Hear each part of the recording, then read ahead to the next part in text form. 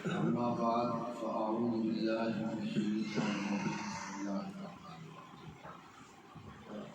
الرحيم. آج انشاءاللہ نویں پارے کی تفسیر ہم سنیں گے. نویں پارے کے آغاز میں اللہ تبارک و تعالیٰ حضرت شعیب علیہ السلام اور ان کی قوم کا ذکر فرماتا ہے. شعیب علیہ السلام کی قوم نے سرکشی کی اور آپ کی دعوت پر ایمان نہ لائے. اس کے بعد اللہ تبارک و تعالیٰ نے ان کو دردناک عذاب میں مبتلا کیا. ان کی ایک بنیادی وجہ ناپ تول میں کمی کرنا. شعیب علیہ السلام کی قوم تولنے میں ناپ تول میں کمی کیا کرتے تھے اور اس وجہ سے وہ عذاب الہی میں گرفتار ہوئے. پھر اللہ ارشاد فرماتا ہے کہ وما ارسلنا فی قریۃ من نبی الا اخذنا اهلها بالبأساء والضراء لعلهم يضرعون. ہم نے ہر علاقے کی طرف نبی کو بھیجا اور پھر جس علاقے میں نبی کو بھیجا اس کے رہنے والوں کو ابتداءً ہم نے آزمائشوں میں مبتلا کیا. پھر ان آزمائشوں پر ہم نے آسانیاں ان کو عطا فرمائی اور اس طرح جو اس پر صابر رہے اللہ تبارک و تعالیٰ ان کے لیے آسانیاں پیدا فرمائی. اس کے بعد اللہ اس پارے کے آگے حضرت موسیٰ علیہ السلام اور فرعون کے واقعے کو ذکر فرماتا ہے. فرعون مصر کے بادشاہ کا لقب تھا. موسیٰ علیہ السلام کے دور میں جو فرعون تھا یہ فرعون اس کا نام نہیں ہے بلکہ یہ ایک لقب ہوتا تھا جو کہ ہر بادشاہ کو ملتا تھا. جس طرح کہ روم کا بادشاہ کسریٰ کہلاتا تھا, ایران کا بادشاہ کسریٰ کہلاتا تھا اور روم کا کیسر کہلاتا تھا. اسی طرح مصر کا بادشاہ فرعون کہلاتا تھا. تو موسیٰ علیہ السلام کو اللہ عز و جل نے اس وقت کے فرعون کی طرف معجزات دے کر بھیجا. ان معجزات کا کچھ ذکر فرمایا ایک تو عصا کا معجزہ دیا, یعنی آپ کو جو لاٹھی تھی آپ کا عصا ڈنڈا وہ آپ زمین پر پھینکتے تو بہت بڑا اژدہا بن جاتا. اور ایک اور معجزے کا یہاں ذکر ہے وہ ید بیضا, یعنی آپ اپنے ہاتھ کو بغل میں رکھتے تو وہ روشن ہو جاتا, اتنا روشن ہو جاتا کہ اس کی طرف آنکھ باندھ کر دیکھنا ممکن نہ ہوتا. جس طرح کہ سورج کی طرف انسان دن کے وقت ٹکٹکی باندھ کر نہیں دیکھ سکتا, ایسے ہی وہ ہاتھ بن جاتا. پھر تھوڑی دیر بعد جب آپ چاہتے تو وہ نارمل حالت میں آ جاتا. تو ان دو معجزات کا ذکر ہے. فرعون کے درباریوں نے فرعون کو کہا کہ ہمیں تو لگتا ہے کہ یہ جو موسیٰ کرتب دکھا رہے ہیں یہ جادو ہے اور ہمیں اس کا مقابلہ کرنا چاہیے. تو فرعون نے کہا کہ ٹھیک ہے ہم اس کا مقابلہ کریں گے اور تمام شہروں میں جادوگروں کو جمع کرنے کے لیے لوگ بھیج دیے. اب تمام ملک سے مصر میں سے جادوگر جمع ہو گئے اور فرعونیوں کے لیے ایک دن ہوتا تھا جس میں وہ جمع ہوتے, خوشی مناتے. اس دن یہ طے ہوا کہ ہم موسیٰ علیہ السلام سے مقابلہ کریں. جب وہ دن آ گیا تو موسیٰ علیہ السلام اور وہ جادوگر آپس میں اکٹھے ہوئے. تو جادوگروں نے کہا کہ اے موسیٰ کیا آپ پہلے اپنے باتوں کو دکھائیں گے یا ہم اپنے کرتب کو دکھائیں. تو موسیٰ علیہ السلام نے پہلے ان کو کہا کہ تم جو کرنا چاہتے ہو وہ کرو. ان کے ہاتھوں میں رسیاں تھیں, انہوں نے وہ رسیاں زمین پر پھینکی تو وہ سانپ بن گئے. ایسا لگا کہ جس طرح کہ وہ چلتے ہوئے سانپ لیکن چھوٹے چھوٹے, جس طرح کے عام ہوتے ہیں. لیکن جب موسیٰ علیہ السلام نے اپنے معجزے کے مطابق اس عصا کو زمین پر ڈالا تو وہ بہت بڑا اژدہا بن گیا اور وہ تمام چھوٹے چھوٹے سانپوں کو نگل گیا, کھا گیا. جب جادوگروں نے اس بات کو دیکھا تو ان کو یقین ہو گیا کہ یہ معاملہ جادو سے نہیں ہو سکتا اور موسیٰ علیہ السلام جادوگر نہیں ہے بلکہ یہ ایسی طاقت کے مالک ہیں جو انسان کے بس کی بات نہیں.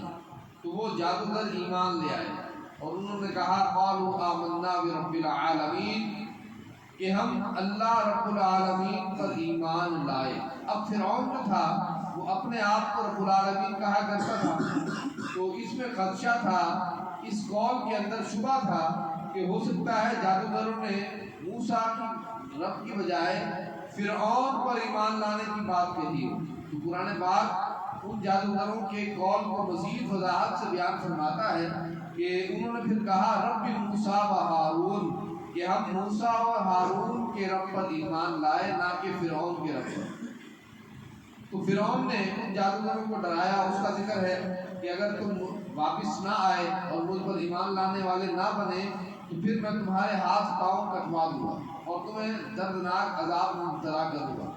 یہاں من خلاف کا لفظ موجود ہے۔ من خلاف کا مطلب یہ ہوتا ہے کہ ایک طرف کا ہاتھ کاٹ دینا اور دوسری طرف کا پاؤں کاٹ دینا۔ تو فرعون نے ان کو ڈرایا کہ اگر تم نے ایسا کیا تو پھر میں تمہیں ایسی سزائیں دوں گا۔ تو انہوں نے پھر بھی کہا کہ ہم واپس آنے والے نہیں، بلکہ ہم تو اپنے رب پر ایمان لانے والے ہیں۔ پھر انہوں نے دعا کی، پریشانی آئی، مشکلات آئی، تو انہوں نے ایک دعا کی۔ اس دعا کا ذکر فرمایا کہ اے ربنا افرغ علینا صبرا وتوفنا من المسلمین، اے رب ہم پر صبر کو ڈال دے اور ہمیں مسلمین میں سے اٹھا۔ تو معلوم یہ ہوا کہ جب کوئی پریشانی آئے تو رب کی طرف رجوع کرنا چاہیے، رب عز و جل اس میں ثابت قدمی عطا فرمانے والا ہے۔ پھر فرعون کے فساد کا ذکر ہے کہ فرعون نے زمین میں فساد برپا کیا۔ اس فساد کی ایک صورت کو بیان فرمایا وہ فساد یہ تھا کہ وہ لڑکوں کو قتل کر دیتا تھا اور لڑکیوں کو زندہ رکھتا تھا۔ تو یہ زمین میں قتل کرنا، فرمایا یہ زمین میں فساد کرنا ہے، تو فرعون یہ کیا کرتا ہے۔ پھر اس کے بعد اللہ تبارک و تعالیٰ نے حضرت موسیٰ علیہ السلام کے ذریعے بنی اسرائیل کی نجات کا ذکر ہے۔ اس کے بعد پھر فرعونیوں پر دردناک عذابوں میں سے کچھ عذابوں کا ذکر ہے کہ ہم نے طوفان کو بھیجا، ٹڈیوں کے عذاب کو بھیجا، اور اسی طرح مچھلیوں کے عذاب کو بھیجا، خون کے عذاب کو بھیجا، جو کہ ہماری آیات مفصلات یعنی واضح نشانیاں تھیں۔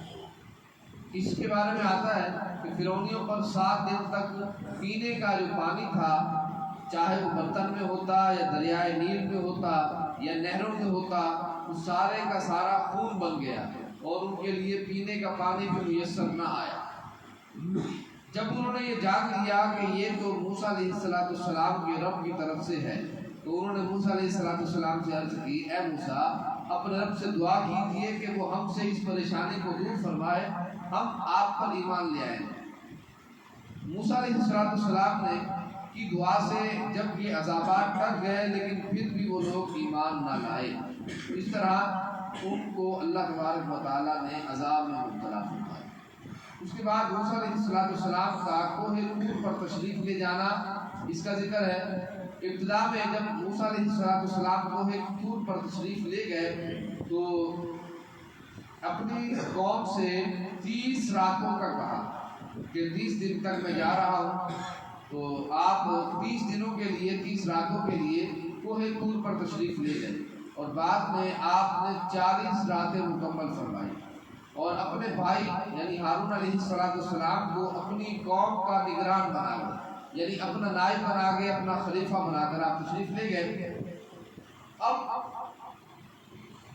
موسیٰ علیہ السلام کی قوم میں ایک شخص تھا سامری، اس نے کیا کیا، اس نے لوگوں کو بھڑکایا اور کہا اے لوگوں تم بغیر دیکھے خدا کی عبادت کرتے ہو، میں تمہارے لیے ایک ایسا خدا بناتا ہوں جس کو تم دیکھ بھی سکتے ہو اور تم اس کی عبادت کرو۔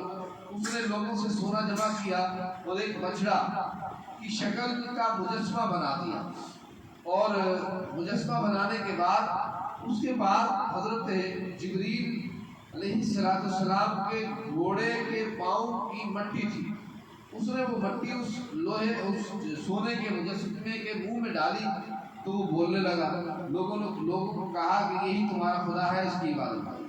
اب لوگ اس کی عبادت کرنے لگ گئے۔ جب موسیٰ علیہ السلام واپس تشریف لائے، یعنی اس کوہ طور کے 40 راتوں کے دوران اللہ تبارک و تعالیٰ نے آپ سے کلام فرمایا، آپ کو तौरात अता फरमाई तख्तियों पर लिखी हुई एक ही मरतबा।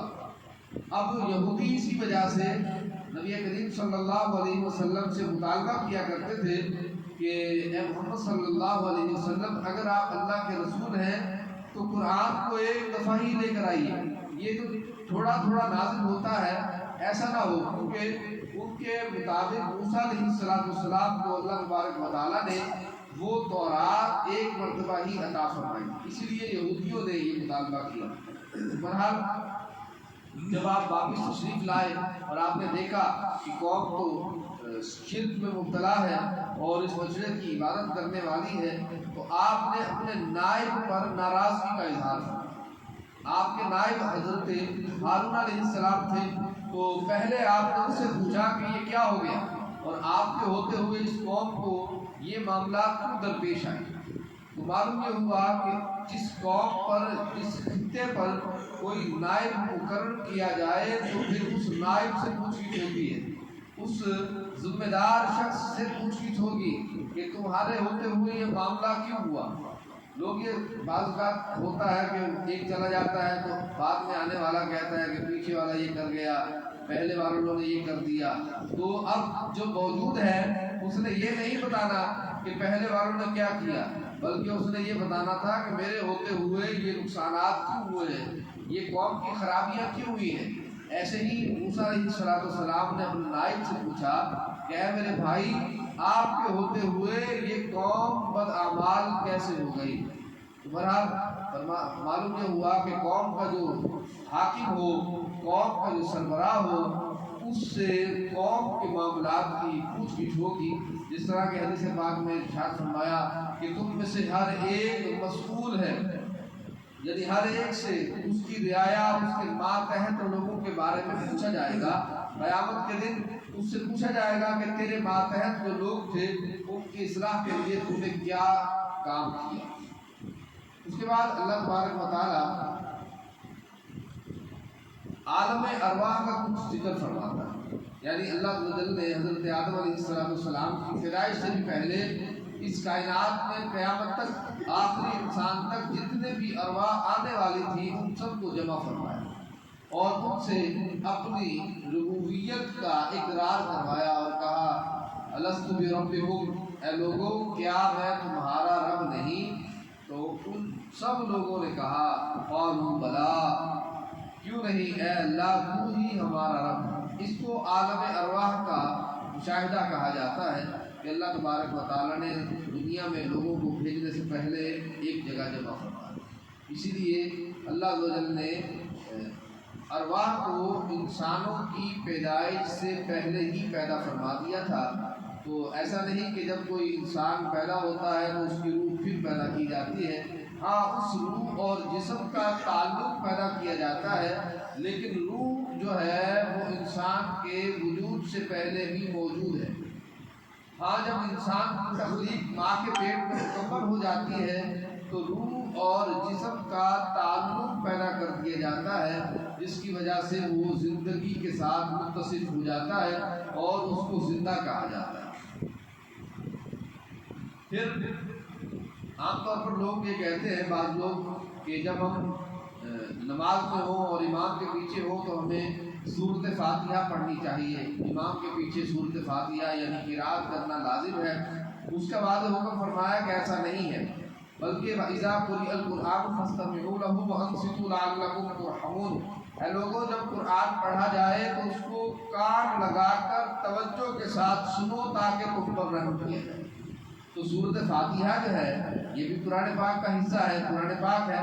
तो लिहाजा जब इमाम सूरत फातिहा पढ़े तो भी मुक्तदी पर ज़रूरी है कि वो खामोशी के साथ उसको सुनता रहे। इसमें दो लफ्ज़ इस्तेमाल फरमाया फस्तमिऊ लहू व अंसितू, उसको खामोशी के साथ दिल लगाकर सुनो, कान लगाकर सुनो, तवज्जो के साथ सुनो। यानी एक तो ज़बान की खामोशी, दूसरा दिल की तवज्जो के साथ समाअत करना, ये दो चीज़ों का जिक्र फरमाया। ऐसा नहीं हो सकता कि आदमी ज़बान से बोलता रहे और कहे दिल मेरा उसकी तरफ ही मुब्तला है, ऐसा नहीं होगा। इसलिए फरमाया कि जब कुरान पढ़ा जाए, और मुफस्सिरीन फरमाते हैं ये आयत मुबारका जमात के बारे में ही नाजिल हुई और मुतलकन भी नाजिल हुई है। मालूम ये हुआ जहाँ कुरान पढ़ा जाए तो वहाँ बातें करना, वहाँ जो है दीगर उमूर इख्तियार करना ये जायज़ नहीं है। इसी वजह से जहाँ कुरान खानी वगैरह हो और ख़त्म वगैरह का सिलसिला होता है तो जब तिलावत कुरान पाक होती है तो आमतौर पर लोग जो है वो खाने का इंतजाम करना, इधर उधर देखना, उसको आवाज़ दी उसको आवाज़ दी, ये भी ममनू है। क्योंकि जब कुरान पढ़ा जाए तो फिर तवज्जो लगाकर उसको सुना जाए और दीगर बातों को छोड़ दिया जाए। उसके बाद इस पारे के इख्तिताम में सूरत अनफाल का आगाज़। सूरत अनफाल, बल्कि इससे पहले इस पारे के अंदर पहला आयत सजदा भी है, यानी जहाँ पर सूरत आराफ का इख्तिताम है 14वें रुकू में, वहाँ पर कुरान पाक का पहला सजदा तिलावत भी मौजूद है। पहले 8 पारों में कोई सजदा तिलावत नहीं है। कुरान पाक में 14 सजदा तिलावत हैं, उनमें से पहला सजदा तिलावत इस 9वें पारे के 14वें रुकू के इख्तिताम में। उसके बाद 15वें रुकू में सूरत अनफाल का आगाज़ है। सूरत अनफाल मदनी सूरत है, इसमें 75 आयात हैं। इस सूरत में अनफाल का माना होता है खर्च करना, अल्लाह की राह में खर्च करना। तो फरमाया लोग आपसे पूछते हैं कि हम क्या खर्च करें, तो आप फरमा दीजिए अल्लाह और उसके रसूल के लिए खर्च करो और अल्लाह से डरते रहो और अपने आमाल की इस्लाह करते रहो, अल्लाह और उसके रसूल की इताअत करो अगर तुम मोमिन हो। फिर अल्लाह तआला ने फरमाया मोमिनीन वो है कि जिनके दिल अल्लाह तआला के ज़िक्र से डर जाते हैं जब उन पर आयात पढ़ी जाती है, और मोमिन वो है जो युकीमुन सलात, नमाज कायम करे और जो हमने उनको दिया है उसमें से वो खर्च करे। फरमाया जो ये काम करता रहे, यानी अल्लाह और उसके रसूल की इताअत करे, अल्लाह और उसके रसूल की रज़ा के लिए खर्च करे और हमारी याद में उसका दिल डरता रहे, नमाज कायम करे और ज़कात अदा करता रहे और हमने जो दिया है उसमें से खर्च करता रहे, जो ये आमाल करे तो उलाइका हुमुल मुमिनून हक़्क़ा, वही पक्का मुसलमान है और उसके लिए जन्नत में आला दर्जात हैं और अल्लाह तआला की तरफ से रिज़्क़ करीम है। अल्लाह तबारक व तआला हम सबको